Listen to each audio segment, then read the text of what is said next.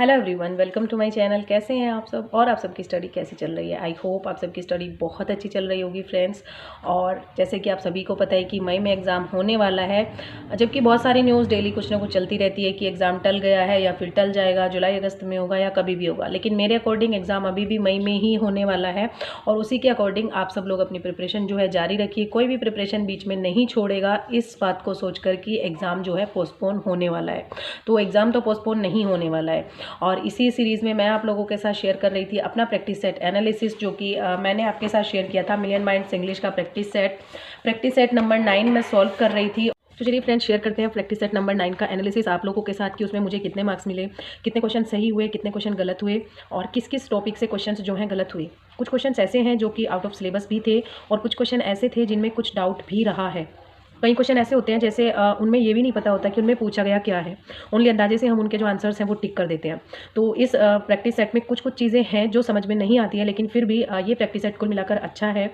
और practice set number 9 का जो भी स्कोर है, आप लोगों ने भी अपने स्कोर्स जो है शेयर किए हैं। मैं भी अपना स्कोर आप लोगों के साथ कम्युनिटी में कल शेयर कर दिया था, लेकिन एक एनालिसिस जो मैंने बोला था कि मैं आज आप लोगों के साथ शेयर करूंगी वीडियो के थ्रू, आप लोगों को दिखाऊंगी कि कितने क्वेश्चंस किस टॉपिक से मेरे गलत हो रहे हैं। ठीक है ना फ्रेंड्स? तो चलिए देखते हैं मेरा प्रैक्टिस सेट नंबर 9 का जो एनालिसिस है वो कैसा रहा। सो फ्रेंड्स, ये है million minds English practice set 9 और इस तरीके से मैं सॉल्व करती हूँ। आप सभी को पता है कि मैं इस तरीके से क्वेश्चंस जो है लिख लेती हूँ और जो क्वेश्चंस मेरे रॉन्ग होते हैं उनको इस तरीके से दूसरे पेन से मार्क कर लेती हूँ ताकि वो हाईलाइटेड रहे और मुझे पता चलता रहे कि कौन से क्वेश्चंस मेरे जो हैं गलत हुए हैं। उनको मैं बाद में एनालिसिस कर सकूँ कि वो किस टॉपिक से हैं। तो ये था पूरा प्रैक्टिस सेट जो कि मैंने सॉल्व किया हुआ है और ये 26 जो आंसर है यहाँ पर मेरे रॉन्ग हुए हैं। और ये आप इमोजी देख सकते हैं कि ये हैप्पी है, नॉट हैप्पी है या फिर क्या है। तो चलिए फ्रेंड्स, देख लेते हैं एनालिसिस में राइट क्वेश्चंस हुए हैं 99 और क्वेश्चंस हुए हैं 26। तो कुल मिलाकर 99 आउट ऑफ 125 मेरा स्कोर रहा है, जो कि not a good score according to me, क्योंकि पहले प्रैक्टिस सेट्स में मेरा स्कोर इससे भी काफ़ी अच्छा रहा है। तो इस बार परफॉर्मेंस थोड़ी सी डाउन हो गई है। आप सभी को पता है मेरी स्टडी भी नहीं हो पा रही है और काफ़ी कुछ चीज़ें साथ ही साथ चल रही हैं इसीलिए। तो चलिए देख लेते हैं कि कितने क्वेश्चन किस टॉपिक से गलत हुए हैं। 2 क्वेश्चन यहाँ पर गाल्सवर्दी की कोटेशन से पूछे गए थे, वो गलत हुए हैं। एक कोटेशन से था, एक शायद गाल्सवर्दी के किसी और वर्क से क्वेश्चन था। नेक्स्ट है वर्ड्सवर्थ के 3 क्वेश्चंस यहाँ पर मेरे रॉन्ग हुए हैं और एक सेंटेंस करेक्शन का क्वेश्चन था जो कि गलत हुआ है। पैसिव वॉइस का क्वेश्चन था, गलत हुआ है। एक नरेशन का क्वेश्चन गलत हुआ है और सिनोनिम्स के सबसे ज़्यादा 6 क्वेश्चन यहाँ पर सबसे ज़्यादा गलत हुए हैं सिनोनिम से। मीन्स वोकैब जो है वो हर जगह परेशान कर रही है, चाहे वो प्रैक्टिस सेट्स हो नॉर्मल या फिर आप प्रैक्टिस सेट जो पहले दे चुके हैं उनमें भी और जो प्रिपरेशन कर रहे हैं उनमें भी वोकैब सबसे ज़्यादा परेशान करती है। 2 क्वेश्चन शेक्सपियर के गलत हुए हैं, एक क्वेश्चन पोएटिक डिवाइस से पूछा गया था और फिगर्स ऑफ स्पीच के 2 क्वेश्चन गलत हुए हैं। इस प्रैक्टिस सेट की मेन चीज़ यही है कि इसमें फिगर्स ऑफ स्पीच के 7 to 8 क्वेश्चन पूछे गए हैं टोटल कुल मिलाकर। तो उनमें से 2 क्वेश्चन यहाँ पर मेरे गलत हुए हैं। 2 क्वेश्चन प्रीपोजिशन से गलत हुए हैं, एक पंक्चुएशन से गलत हुआ है, एक इडियम्स एंड फ्रेजेस के क्वेश्चंस थे उनमें से एक गलत हुआ है। एंड क्रिटिक से यहाँ पर क्वेश्चन पूछा गया था, क्रिटिक के 2 क्वेश्चन थे वो गलत हुए हैं।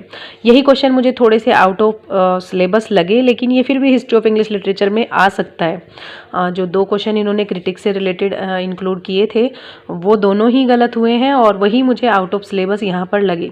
फिगर्स ऑफ स्पीच को इन्होंने यहाँ पर ज़्यादा रखा था, 8 से 10 क्वेश्चन थे आई थिंक, कंफर्म तो नहीं है, 7 से 8 तो होंगे ही एटलीस्ट, और उनमें से 2 क्वेश्चन मेरे जो हैं गलत हुए हैं। तो आप देख सकते हैं कि कौन से टॉपिक के क्वेश्चन सबसे ज़्यादा गलत हुए हैं। यहाँ पर सिनोनिम्स मीन्स वोकैब, कितना भी आप प्रिपेयर कर लो, कितनी भी चीज़ें, कितनी भी बुक्स जो है आप रेफ़र कर लो, लेकिन फिर भी वोकैब कहीं से भी पूछा जा सकता है, वोकैब कहीं से भी आ सकता है। और ज़रूरी नहीं है कि हम इतने सारे वर्ड्स पढ़ते हैं उन्हीं में से पूछा जाए, नए भी बहुत सारे वर्ड्स होते हैं जो पूछे जा सकते हैं। तो फ्रेंड्स, जितना ज़्यादा कोशिश की जाए उतने ज़्यादा अच्छा है। तो वोकैब के लिए बेस्ट आप है कि बार बार ज़्यादा से ज़्यादा प्रैक्टिस आप करें, MCQs सॉल्व करें, जहाँ से भी वोकैब आपको मिल जाए भले ही वो आपका एसपी बख्शी हो, ब्लैक बुक हो, नीतू सिंह मैम की बुक हो, या फिर कोई यूट्यूब चैनल हो, या फिर नॉर्मन लुइस जो भी आप पढ़ते हैं, वर्ड पावर मेड इजी के नाम से जो है, उसमें रूट वर्ड्स हैं बहुत सारे, उनसे भी आपको बहुत ज़्यादा हेल्प मिलेगी। तो वोकैब का यही एक सोल्यूशन है, और वोकैब ही यहाँ पर सबसे ज़्यादा हमें परेशान कर रही है। तो यहाँ पर 6 क्वेश्चन गलत होने का मतलब है, अगर ये 6 क्वेश्चन मेरे सही हो जाते तो 105 मेरा स्कोर होता, जो कि थोड़ा बहुत अच्छा स्कोर था। अगर ये वोकैब के क्वेश्चन मेरे यहाँ पर सही हो जाते 6 क्वेश्चन, तो स्कोर काफ़ी अच्छा हो जाता, 100 प्लस हो जाता, 105 मार्क्स यहाँ पर मिल जाते। लेकिन यहाँ पर मायने नहीं रखता है मार्क्स मायने रखते हैं एग्ज़ाम में आप किस तरीके से परफॉर्म करते हो, और एग्ज़ाम में किस तरीके के क्वेश्चंस पूछे जाते हैं। फ्रेंड्स, हमें क्या करना है, हमें अपनी पूरी कोशिश करनी है ग्रामर में और वोकैब दोनों में ही, क्योंकि वोकैब और ग्रामर दोनों ही इक्वली इम्पोर्टेंट हैं। लिटरेचर फिर भी याद हो जाता है, लेकिन ग्रामर और वोकैब थोड़ा सा परेशान करता है, तो इसको हम प्रैक्टिस से अच्छा कर सकते हैं। तो ज़्यादा से ज़्यादा प्रैक्टिस करके हम अपने इस स्कोर को अच्छा बना सकते हैं। तो फ्रेंड्स, ये था प्रैक्टिस सेट 9 का प्रैक्टिस एनालिसिस जो मैंने आप लोगों के साथ शेयर किया है, प्रैक्टिस सेट का एनालिसिस टॉपिक्स वाइज। तो जो भी मैं नेक्स्ट प्रैक्टिस सेट 10 जब भी सॉल्व करूँगी तो आप लोगों के साथ ज़रूर शेयर करूँगी। आप लोग भी बताइएगा कि आपका एनालिसिस कैसा रहता है और कितने मार्क्स आपको मिले। ठीक है, तो चलिए मिलते हैं फ्रेंड्स नेक्स्ट वीडियो में नेक्स्ट टॉपिक के साथ। तब तक के लिए thank you so much and best of luck for your preparation friends.